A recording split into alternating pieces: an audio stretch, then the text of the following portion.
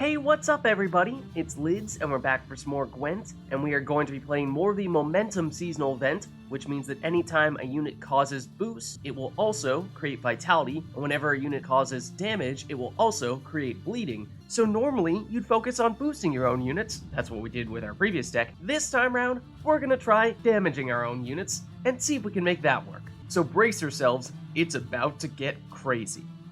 Okay, so you might have guessed it. That means that today's deck will be a self-damaging Skellige deck. We will be using Ursine Ritual, which means that we can damage an allied unit by 1. We have 5 charges, and when we use all those charges, we'll spawn a Bear Abomination.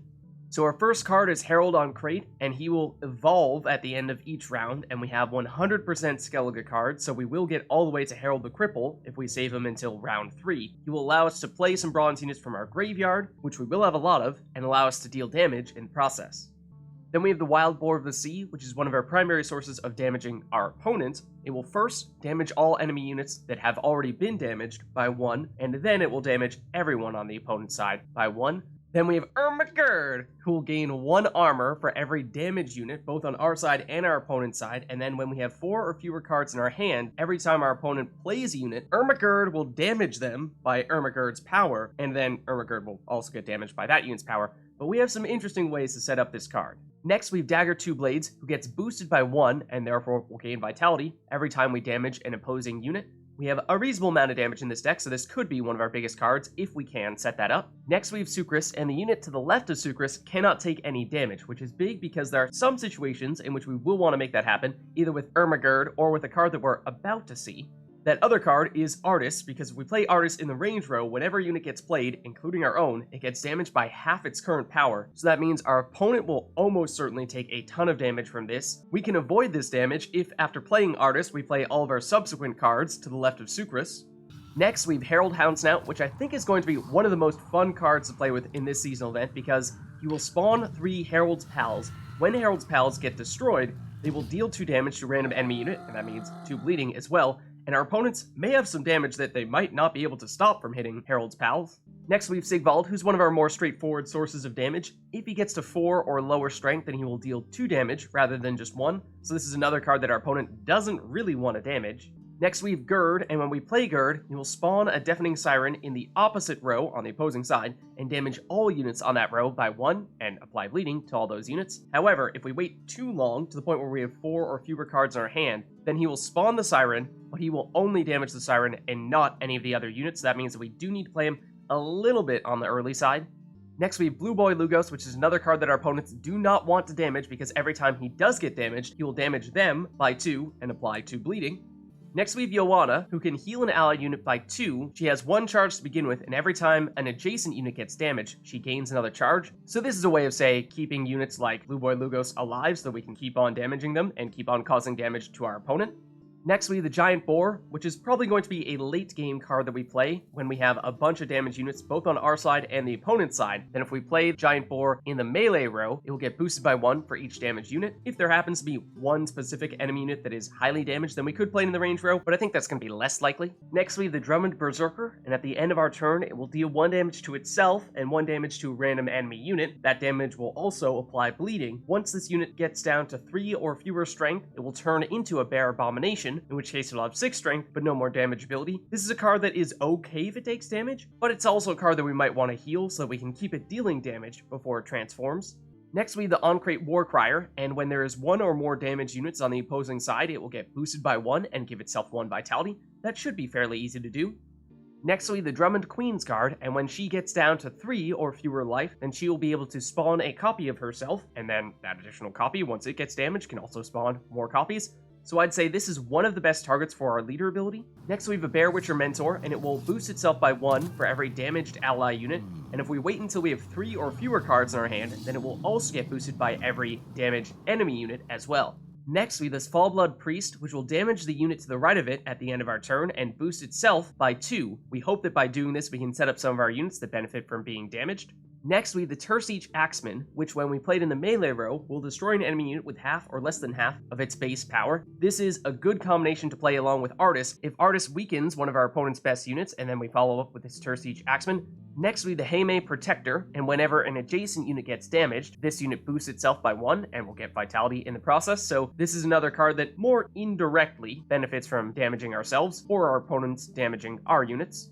So there's a look at the deck. It revolves around damaging ourselves and benefiting in the process, and the best part is, if our opponent has damage, then they're probably just going to help us out. Okay, so we're going against another Skellige deck, and we will go first. Okay, so we have Harald on Craite, which is great. We just would prefer to play him in a later round once he gets stronger. Other than that, we have lots of sources of self-damage, but I think we might want to get rid of, say, our Bear Witcher Mentor, and get Sukrus is a great setup card. Do we have the cards that go along with it, though? Not necessarily. I like the Svalblood Priest plus Blueboy Lugos. That's definitely what we're going to lean on here. I think maybe we get rid of one of the Drummond Queensguards as well. And Heymaey Protector does also benefit from that combo. So I'm thinking this might be a bit of a short round, but let's try it out. So I think we start off with Blueboy Lugos. We might even want to boost him because we want to deal as much damage to him as possible, and if he goes down, then obviously we can't do that anymore, but we'll wait just a little bit longer. And because our opponent also has Ursine Ritual, I wouldn't rule out that they have a very similar deck. And, well, exactly what I said might happen, did in fact happen. Fortunately, Blueboy Lugos is still standing. So I think what we do here is now we play either the Svalblood Priest or we put down the Heymaey Protector. I think we go Heymaey Protector next, boost Blueboy Lugos now, and then next turn we'll start applying the damage with the Svalblood Priest.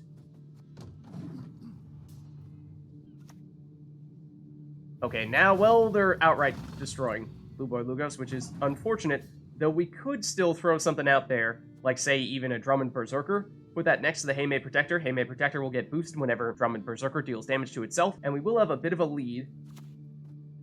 So I think that's a decent way to go here.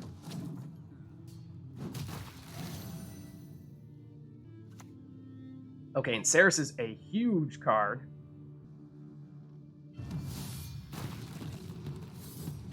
Okay, so you bring out all of these cards from your deck, the Drummond Shield Maidens. I'm almost tempted to pass here because you did just play one of your best cards, an 11 provision cost card, when we've gotten by with mostly the little ones, so maybe we're okay passing here, but there are some damage units out there, so on Craite Warcrier is not a bad idea, nor is adding the Svalblood Priest over here. I think let's go with the Warcrier.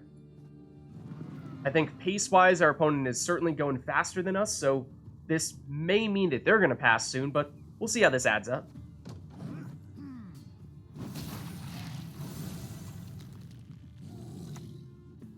Okay, they're Neuromancying. They're playing pretty aggressively here in round 1.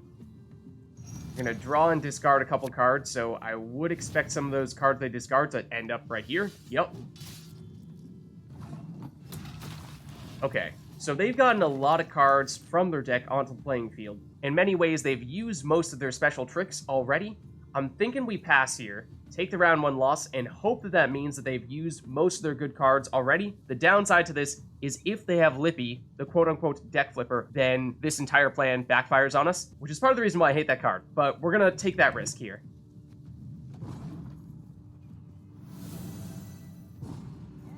So they'll take round 1, and we hope that that means that we have far better cards remaining than them, but if they are able to get back all the cards that they just played, then maybe not. Okay, so we have 2 Svalblood Priests still, and I think that's usually more than we ever need.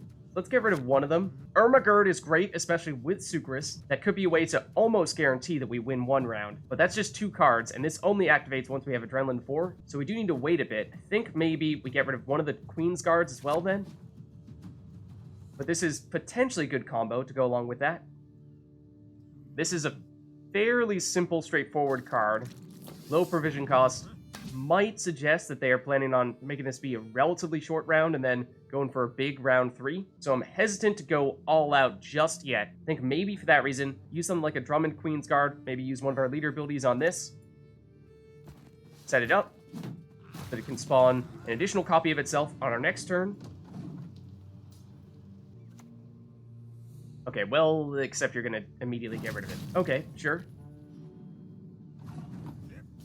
I'm thinking then what we probably do is we go with Sigvald, and then after that we might put the Svalblood Priest next to him, start damaging him, so that way he can get his Berserk triggered, deal a little bit more damage. Let's try that.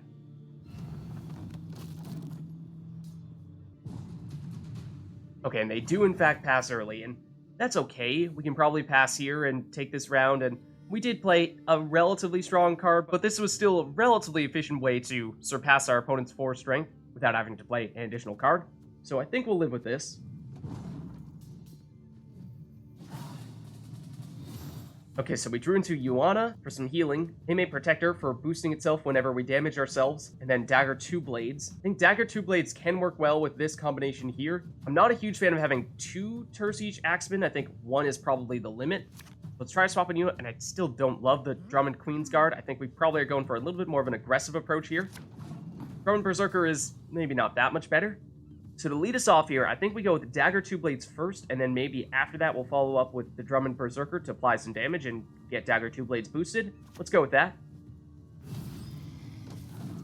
We don't have any purification in this deck, so our biggest weakness is if our opponent does have any sources of lock, then that almost entirely shuts us down. Okay, but there we see one of the cards that we were playing earlier, and well, they're going to use their leader ability to just immediately get rid of Dagur Two Blades here. It's good, but it does mean that Blueboy Lugos is relatively low on the HPs now, and it may be reason to get Sukrus out a little bit early here to help protect ourselves a bit from that opposing damage. So I think we do that now. I'm just thinking, which row ought we put him in? Is there anyone in particular that needs to be in either the range or melee row? Yes, in the case of the Tuirseach Axeman, but I don't think that's a huge deal to protect him. I don't know. We'll go melee, I guess.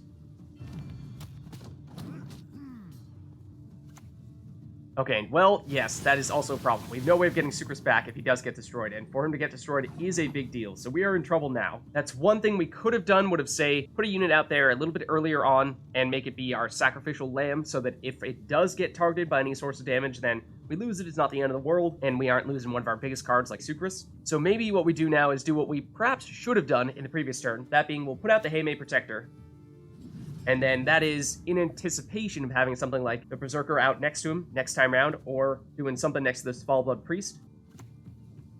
And there is the card that I despise. So, yup, this has backfired on us, our previous strategy. Our opponent did play a bunch of great cards early on. They got them all back here, including a bunch that raid the battlefield from their deck. So they don't need to have them in their hand here. They will just get out here onto the playing field. So I think what we go for here is probably the Drummond Berzerker next to the Heymaey Protector. It will boost the Protector and deal some damage in the process. But we didn't really want to hit Blueboy Lugos. Of course, we didn't have any control over who we hit, but unfortunate. Morkvarg is another unit that they would have liked to have had in their graveyard. Fortunately, we dodged that bullet there. Blueboy Lugos goes down, and when he does get destroyed, he doesn't deal any damage on that round, so we're good in that sense. We're getting close now to the point where we can play Gerd, but I think we do still want to wait one turn, and we probably want to get Harald the Cripple out as early as possible now, because this is another card that we wanted to wait a little bit for, so that our opponent could get rid of their damage, because at 5 strength, he's a little bit vulnerable, but we do have a lot of warriors, so we can deal a lot of damage with him. Would have been a great way to set up Dagur Two Blades, but of course he went down as well. So let's do this. Then I like to go with the Craite Warrior, because it has the Bloodthirst, so it'll get boosted whenever anyone gets damaged, and because Harald deals 1 damage when we play that warrior, it's a good setup. And then they have their own version of that, playing it next to the unit that just got damaged. Makes sense. So we can now play Gerd, and he will use his special ability, and there's something to be said for that. Ideally, we would have still had Sukrus out there to protect Gerd from the damage that he will take in the process, so still not loving this idea, and for that reason, might actually opt for the Svalblood Priest next and put it here to apply some damage, and then boost Heymaey Protector in the process, and then we may sneak in Yoana in here once the Heymaey Protector starts getting enough vitality.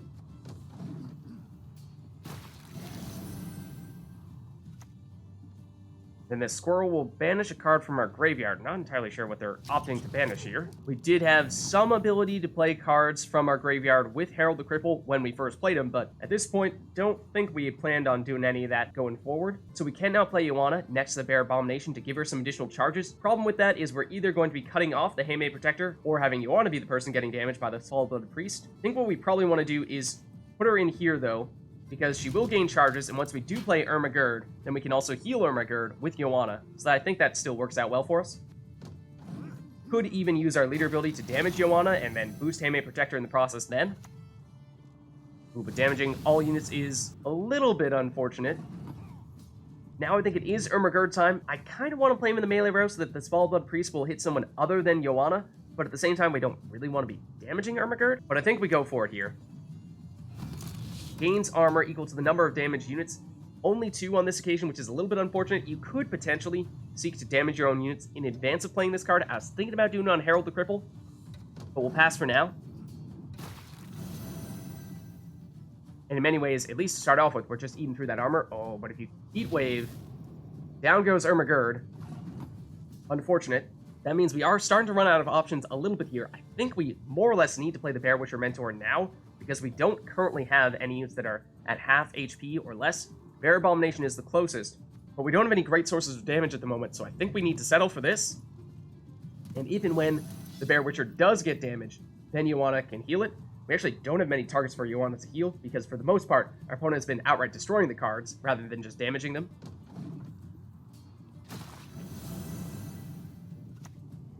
Okay, no, Neuromancy is concerning. See what they get out of it. I'm guessing maybe Saris. And it is Saris.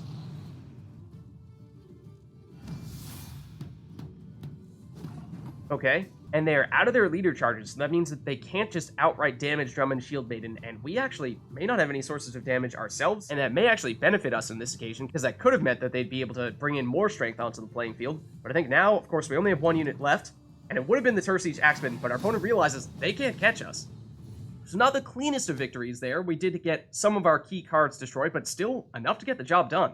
So there you see that even if things don't necessarily go according to plan, this deck is strong enough that it may not matter. Okay, so we're going in Skellige here, and we will go first.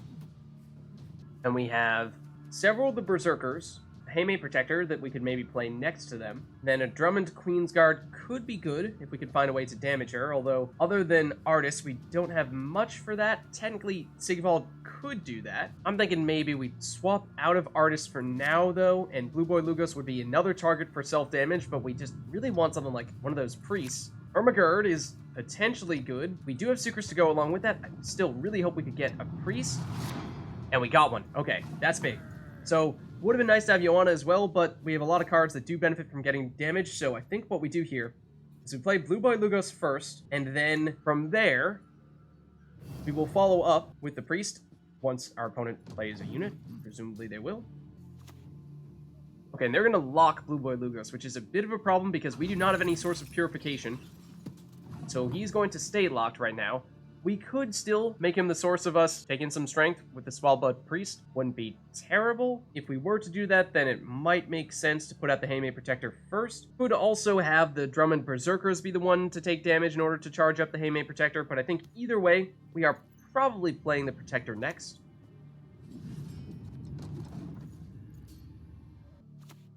Okay, and they will deal some damage to the Protector. Are they going to use leader ability first or combine it with leader ability in some way to trigger that? No. Looked like they might have been eyeing it for a second there. But I think what we do now is now we play the priest.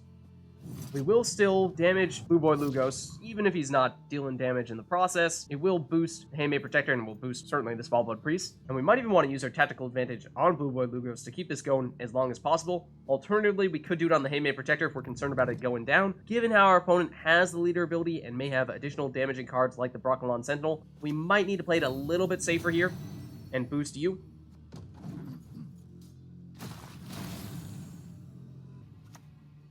And they're going to do a ton of damage to the Protector. Wow. That certainly looks like overkill. Then we could even pass now, and it would force our opponent into playing an additional card if they wanted to try to win round one. That's a little bit tempting here. Otherwise, I'm thinking we would probably go for something like a Berserker, could deal some damage, and maybe that's not a bad idea either. Let's drop one of those down, because I don't think our opponent can catch up to us all that quickly at this stage. Oh, and Black Blood is clever. That would destroy the Svalblood Priest. next time it gets boosted, which would lower us by 8 strength. Blueboy Lugos would be at 2. The Drummond Berzerker would drop down to 3 and then would transform into a Bear Abomination, at which point it would have 6 strength. That means we would still be in the lead. So I think in that case, it is fine for us to pass here, because our opponent would still need to play another card. So I think we take this. Now they're going to go with Cleaver's Muscle, just a little bit of strength and a shield. Gives them enough to just barely surpass us here.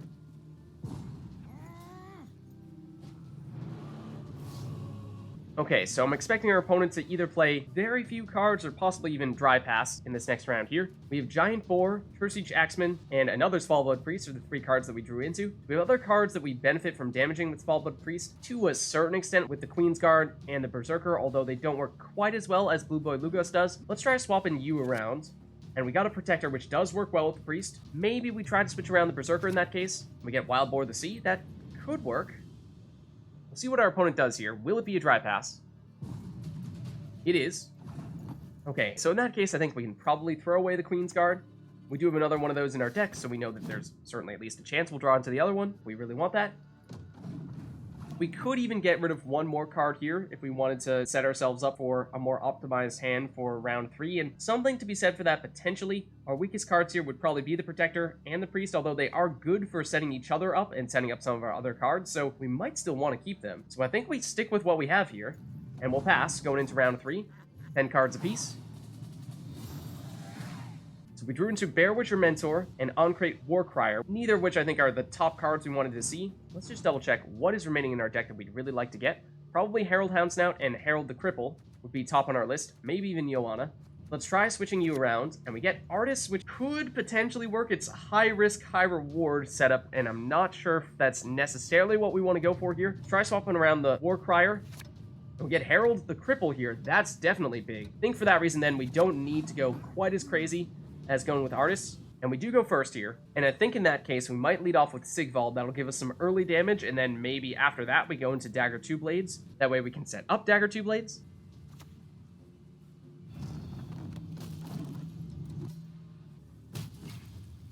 And they're using their leader ability to deal some damage here. And they will follow up with Alzur's Thunder. Okay, so another reason why I was okay with playing Sigvald on our first turn is not terrible if he goes down, and it does get rid of some of our opponent's damage, which makes it a little bit safer for us to play cards like, say, Harald or maybe even Sukrus. And it might be worth playing Sukrus now in order to get down some of those other cards that we do want to have stick around, like Dagur Two Blades, like Harald. But I think there are enough 5 damage Scoia'tael special cards that I'm a little bit concerned about playing Sukrus at this point when they still have some charges remaining on their leader ability. So let's play down something that we're not too concerned about losing here, because I think this card could very well get destroyed as well. And here comes Pathco Gale, which is a source of damage, yes, although not a very quick source of damage. They'll take a turn before they can use him, but they'll use more of their leader ability here. So that does take a little bit of damage off the table. Does that make us any more comfortable with playing Sukrus? I still think they have a lot of potential 5 damage cards. Combined with that 1 damage from their leader ability is just enough to take out Sukrus. Do we feel like we need to wait around before they use that last leader ability charge before we can play Sukrus? That would be ideal, but of course, we could be waiting a long time for that. So I think for that reason, we may need to make this happen now. And then if Sukrus does go down, then at least we know that we can play Harald the Cripple pretty safely, Wild Boar of the Sea pretty safely, Dagur Two Blades pretty safely, and so on. And they're going to give some armor, seemingly to Pathco. That they are. They'll whittle away a little bit at Sukrus, although as they do that, that means that the Heymaey Protector will get boosted in the process, and now they're trying to damage the Heymaey Protector, and he can't take damage next to Sukrus like that. So that was a silly move, I'm afraid, and now they cannot get a killing blow with their Brocklon Sentinel. So this is definitely not what they would have liked to have done, and they again try to damage the Heymaey Protector. Oh dear. In that case, it seems as though maybe they did not read what Sukrus does, and they're still focusing on the Heymaey Protector. Like, why is he not taking damage? Well, you're looking at the wrong card. So, we could play Harald the Cripple next and put him next to Sukrus, and maybe our opponent will continue to not realize that Sukrus is actually the one that they care about here. And then we can play a card from our graveyard, and I'm thinking we might go with the Drummond Queensguard here because we still have, I think, all of our leader ability charges, and so we could certainly start to damage them. And our opponent might even start to damage them and make our lives a little bit easier.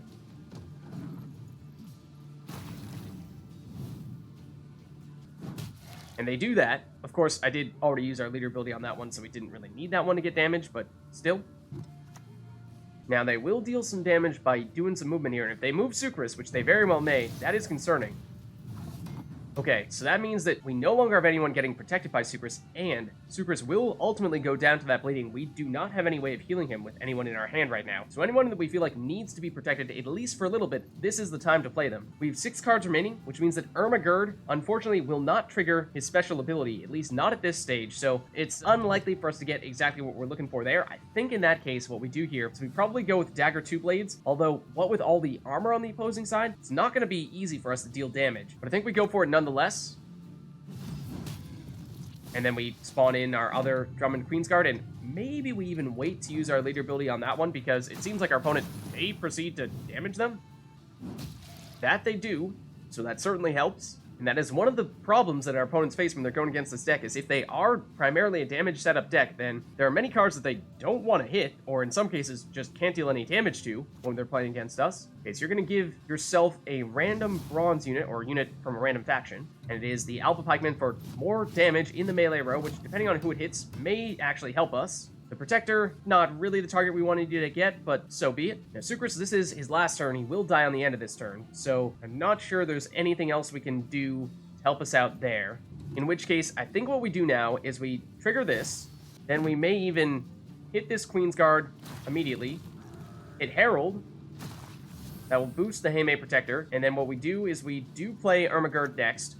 He's sure not going to be able to take 0 damage by being next to Sukrus, because Sukrus is about to go down, but does give him some extra armor. That was part of the idea there, of dealing the damage early. That way, next cards that our opponents play, they're likely to go down here. And they keep on attacking the units that we want them to attack. Really don't even need to use our leader ability there. Deliberately did it so that we could prep for a little bit more armor on Gerd, but it seems like for the most part our opponent is going to continue to hit them. And it is not a bad idea to use special cards rather than units when we do have Gerd down there. Let's trigger this next round with the Queensguard. And we could even put the Svalblood Priest down there to damage this Queensguard and avoid having to use one of our leader ability charges, although at this stage, not sure that's necessary, given how often our opponent's been doing that. It's looking like it's going to be tough to set up the Tuirseach Axeman, so I'm not sure we're going to be able to destroy any units with that, short of maybe the Broccolon Sentinel, though that's not going to be much of a difference maker. But I think maybe we do go with the Svalblood Priest here in this row. Like I said, there's some reason to believe that our opponent would have hit this unit anyway, but so be it. This way we're guaranteeing that we'll damage the unit that we want to damage. And they keep on hitting them.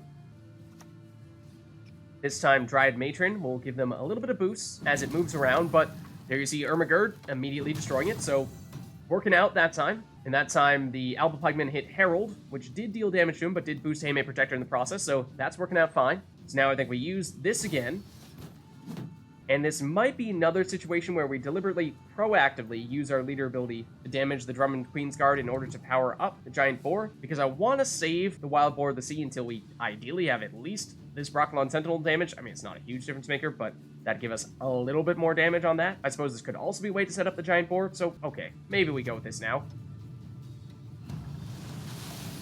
And maybe that means we can wait a little bit on this Queensguard.